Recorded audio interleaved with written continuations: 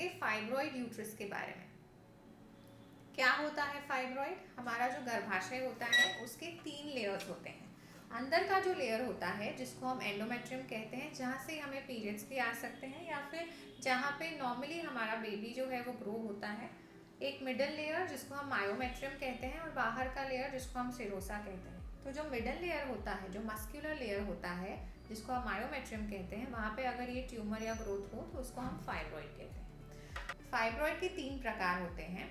अगर तो ये फाइब्रॉइड बीच के लेयर में से ग्रो होके बाहर की तरफ आए तो उसको हम सबसेरोसल कहते हैं।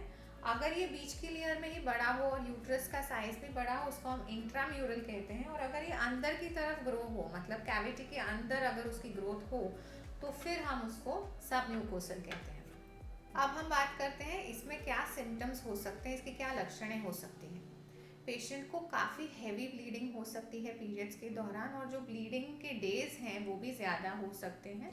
कुछ पेशेंट को लोअर एब्डोमेन में पेन हो सकता है। और अगर ये फाइब्रॉइड बाहर की तरफ ग्रो करे, मतलब अगर ये सबसेरोसल है, ऐसे में अगर ये मूत्रपिंड की तरफ आगे की तरफ ग्रो हो तो पेशेंट को बार बार यूरिन का सेंसेशन, यूरिन जाना है ऐसा सेंसेशन हो सकता है। अगर ये पीछे की तरफ आंतड़ियों की तरफ प्रेशर दे तो फिर पेशेंट को कॉन्स्टिपेशन हो सकता है। अगर ये फाइब्रॉइड अंदर की तरफ ग्रो हो, जिसको हम सबम्यूकोसल कहते हैं, मतलब ये जो ग्रोथ है वो अंदर कैविटी की तरफ हो, तो पेशेंट को निसंतानता या फिर इनफर्टिलिटी भी हो सकती है।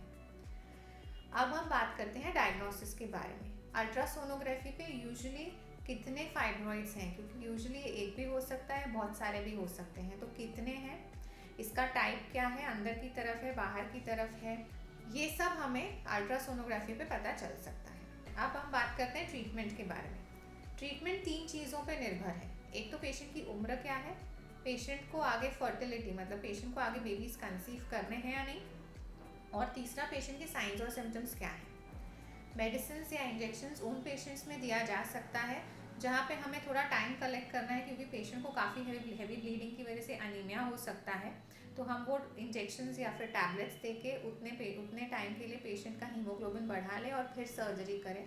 या फिर हम मेडिसिन इंजेक्शंस उन पेशेंट्स को दे सकते हैं जिनकी एज काफ़ी ज़्यादा है और हमें ऐसा लग रहा है कि शायद उनको मेनोपॉज, मतलब पीरियड्स 1-2 साल में वैसे भी बंद होने ही वाले हैं। उन पेशेंट्स में हम मेडिसिन या इंजेक्शंस का यूज़ ज़्यादा अच्छे से कर सकते हैं। लेकिन जिन पेशेंट्स को आगे बेबी कंसीव करना है, उन पेशेंट्स में अगर सर्जरी की जाए तो ज़्यादा बेनिफिशियल होती है।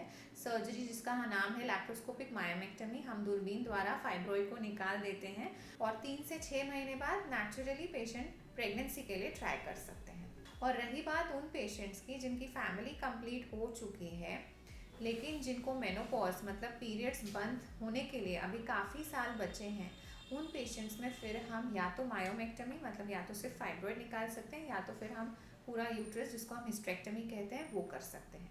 Thank you.